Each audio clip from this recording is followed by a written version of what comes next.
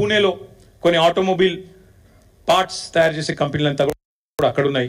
మరి మనం ఏం చేయొచ్చు అని ఆలోచించినప్పుడు మనకు సముద్ర తీరం లేదు, ఈకోసిస్టమ్ లేదు, మరి ఏం చేయాలి అని ఆలోచించి ఎలక్ట్రిక్ వాహనాలను బలంగా ప్రోత్సహిద్దాం, వాటికి సంబంధించిన మొత్తం ఈకోసిస్టమ్ అంతా ఇక్కడే డెవలప్ చేద్దామన్న ఎజెండాతో ఆ క్రమంలో హైదరాబాద్కి ప్రాచుర్యం రావడానికి హైదరాబాద్ని ప్రపంచ పటంలో ఎలక్ట్రిక్ వెహికల్ ఎంతూజియాస్ట్ దృష్టిలో పెట్టడానికే ఫార్ములా ఈరియస్ వాళ్ళని అప్రోచ్ అయిన తర్వాత జరిగింది ఏంటి అంటే మీకు ఒకసారి సీక్వెన్స్ చెప్తాను నేను. మనము వాళ్ళతోన అప్రోచ్ అయ్యి ఒక మొట్టమొదటి అగ్రిమెంట్ ఎప్పుడు సైన్ చేశామంటే 25 అక్టోబర్ 2022. ఇది వరుసగా 4 సీజన్స్ కోసం సైన్ చేశాం. ఇదేదో రేసు కోసమో రేస్ నుండి వచ్చే గ్లామర్ కోసమో చేసింది కాదు. రేస్ చుట్టూ ఒక తెలంగాణ మొబిలిటీ వ్యాలీ అనేది ఏర్పాటు చేయాలి, జినోమ్ వ్యాలీ మాదిరిగా. అందులో ఇన్నోవేషన్ జరగాలి, రీసెర్చ్ జరగాలి, మ్యానుఫ్యాక్చరింగ్కి తెలంగాణ హబ్ కావాలి. ఎలక్ట్రిక్ వాహనాలకు భారతదేశంలో అడ్డా ఎక్కడుంది అంటే తెలంగాణ ఉంది అని ప్రపంచం మాట్లాడుకోవాలి. ఇది మా ఎజెండా. దానికోసమే ఇదంతా కూడా చేసి మేము ఫార్ములా ఈ వాళ్ళతో సంప్రదించి వాళ్ళు రామన్నారు. ముందు మాకు ఇండియాలో ఫార్ములా 1 గతంలో చేదు అనుభవం ఉంది కాబట్టి మేము రాము, ఇండియాలో ఇన్ఫ్రాస్ట్రక్చర్ ఆ స్థాయిలో ఉందా అన్నారు. వారిని ఒప్పించడానికి చాలా ప్రయత్నాలు చేయాల్సి వచ్చింది. వారిని ఒప్పించడానికి, వారిని కలవడానికి చాలా తంటాలు పడి మొత్తానికి ఒప్పించినాం. సియోల్ లాంటి నగరాలతో పోటీపడి సాధించి హైదరాబాద్కి, అంటే ఇది భారతదేశం యొక్క ఈవెంట్, ఇది ఒక హైదరాబాద్ ఈవెంటో తెలంగాణ ఈవెంటో కాదు. Formula E was coming to India and incidentally we were able to get that to our state and our city Hyderabad. 25/10/2022 రోజు మనం మొట్టమొదటిసారి వారితో ఒక అగ్రిమెంట్లోకి ఎంటర్ అయ్యాం. Between municipal administration department from government of Telangana and వాళ్ళ వైపు నుంచి ఫార్ములా ఈ వాళ్ళు, అదేవిధంగా ఒక ప్రమోటర్. ఎందుకంటే ఈ రేస్ జరపాలి అన్నప్పుడు కొంత ఖర్చు అవుతున్నప్పుడు ప్రైవేట్ వ్యక్తుల్ని భాగస్వాములు చేసి వాళ్ళకు కూడా అడ్వర్టైజింగ్ రైట్స్ ఇచ్చి, ఎందుకంటే 50 కోట్ల మంది చూసే రేసు ఫార్ములా ఈ కాబట్టి వారికి కూడా ప్రాచుర్యం కలిగే విధంగా, వారికి కూడా లాభం కలిగే విధంగా అడ్వర్టైజింగ్లో చేయాలని చెప్పి అట్లా ప్లాన్ చేసి మొత్తానికి ఏఎస్ జెన్ అనే ఒక కంపెనీ, గ్రీన్ కో అనే కంపెనీ ఉంటుంది, దాని సబ్సిడరీ, వాళ్ళతోన మనం అగ్రిమెంట్ చేసుకున్నాం. మొత్తం అన్ని క్లియర్గా రాసుకున్నాం. అగ్రిమెంట్లో ఏం హేరాఫేరీ లేదు, ఏం నా అగ్రిమెంట్ కాపీ కూడా ఉంది, ఇంత ఉంది, అది అందులో అన్నీ ఉన్నాయి. ఒకవేళ గొడవ అయితే ఎడుకోవాలి, ఏ కోర్టుకోవాలి, ఏ ఆర్బిట్రేటర్ కోవాలి, అవన్నీ కూడా అలా రాసుకొని ఇది 22 అక్టోబర్లో మనకు ఒప్పందం అయింది. 23 ఫిబ్రవరి 10 అప్పుడు రేస్ కూడా బ్రహ్మాండంగా కండక్ట్ చేశాం. ఒక రేస్ అంటే కేవలం ఆ ఒక్కరోజు కోసం జరిగిన రేస్ కాదు, దాని చుట్టూ ఆ వారం అంతా కూడా మొబిలిటీ వీక్ అని సెలబ్రేట్ చేశాం. అందులో ఇన్వెస్ట్మెంట్లు అనౌన్స్ చేశాం. హ్యుండాయ్ 1400 కోట్లు, అమర్ రాజా బ్యాటరీస్ 9500 కోట్లు, ఇంకా చాలా ఇప్పుడు నాకు గుర్తులేవు కానీ చాలా ఎలక్ట్రిక్ కంపెనీలు వచ్చినాయి. ఆనంద్ మహీంద్రా గారు వచ్చారు. Mahindra racing was a part of it.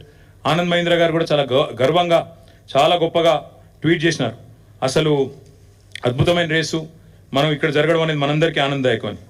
చాలామంది పెద్దలు కూడా వచ్చినారు. ఇది కేంద్ర మంత్రి కిషన్ రెడ్డి గారు రేస్కి వచ్చి ఆయన మాట్లాడిన మాట మన ఒక స్థానిక తెలుగు ఛానల్తో పూర్తిగా కేంద్ర ప్రభుత్వ సహకారంతో ఈ రేస్ జరుగుతోంది అని కొంత క్రెడిట్ కొట్టేసే ప్రయత్నం కూడా చేశారు. ఏ పాత్ర లేదు, మను లేదు, కానీ కొంత క్రెడిట్ కొట్టేసే ప్రయత్నం కూడా చేశారు.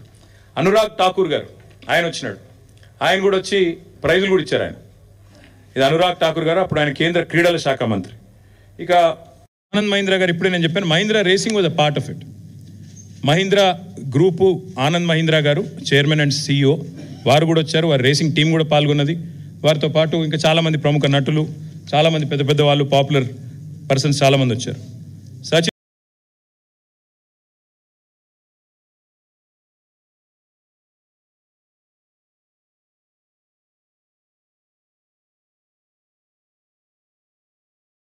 ప్రపంచవ్యాప్తంగా వీళ్ళంతా పాపులర్ డ్రైవర్స్, చాలా సూపర్ స్టార్లు. ఇప్పుడు మనకు అర్థం కాదు ఈ స్పోర్ట్, కానీ అర్థమైన వాళ్ళకి తెలుస్తుంది. ఇప్పుడు మనకి ఇక్కడ రామ్ చరణ్లు, షారుఖ్ ఖాన్లు ఎట్లనో అక్కడ వాళ్ళకు కూడా ఆ స్పోర్ట్ తెలిసిన వాళ్ళకి, ఆ క్రీడ తెలిసిన వాళ్ళకి వీళ్ళందరూ సూపర్ స్టార్లు. అదేవిధంగా చాలామంది యాక్టర్లు, రాజకీయ దిగ్గజాలు, మన ఇంకా చంద్రబాబు నాయుడు గారి డాటర్ ఇన్ లా బ్రాహ్మణి గారు, ఇంకా చాలామంది హైదరాబాద్లోని హూ ఇస్ హూ అందరు కూడా అటెండ్ అయ్యారు. ఈ ఈవెంట్ మొత్తం కూడా ఫిబ్రవరి 23లో. అయితే ఈ రేసును ప్రమోట్ చేయడానికి మేము ఏ ఎఫర్ట్ కూడా వదిలిపెట్టలేదు. ఇది బాంబేలో గేట్వే ఆఫ్ ఇండియా కాడ ఆ రేస్ కార్ను డిస్ప్లే చేస్తూ దీనికి పబ్లిసిటీ ఇవ్వడానికి బాంబే నుంచి కూడా విజిటర్స్ని అట్రాక్ట్ చేయడానికి అక్కడ పెడితే మహారాష్ట్ర ముఖ్యమంత్రి ఏక్నాథ్ షిండే, అప్పుడు కేంద్ర ఉపరితల రవాణా శాఖ మంత్రి నితిన్ గడ్కరీ గారు, వారందరూ కూడా వచ్చి ఈ రేస్ మా దగ్గర పెట్టాలి బాంబేలా, మీరు ఎట్లా కొట్టుకపోయినరు అని ఆ రోజు వాళ్ళతో మైక్లనే లొల్లి కూడా పెట్టుకున్నారు. నెక్స్ట్ ఇయర్ మా దగ్గర పెట్టాలని చెప్పి కూడా అడిగారు.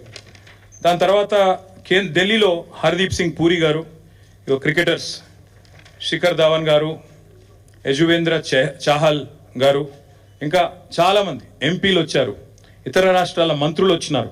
ఇదంతా కూడా జరిగిన తర్వాత మనకు రేసు ఫిబ్రవరి 2023లో రేస్ జరిగింది. రేస్ జరిగిన తర్వాత దీనివల్ల అసలు హైదరాబాద్కి ఏం లాభమైంది? ఎందుకంటే అడుగుతారు కదా సహజంగా. ఆ రోజు మొదటి రేస్కి ప్రభుత్వం వైపు నుంచి మనం పెట్టిన ఖర్చు మొత్తం హెచ్ఎండిఏ పెట్టింది. ఎందుకంటే హెచ్ఎండిఏ యాక్ట్లో చాలా స్పష్టంగా ఉంది.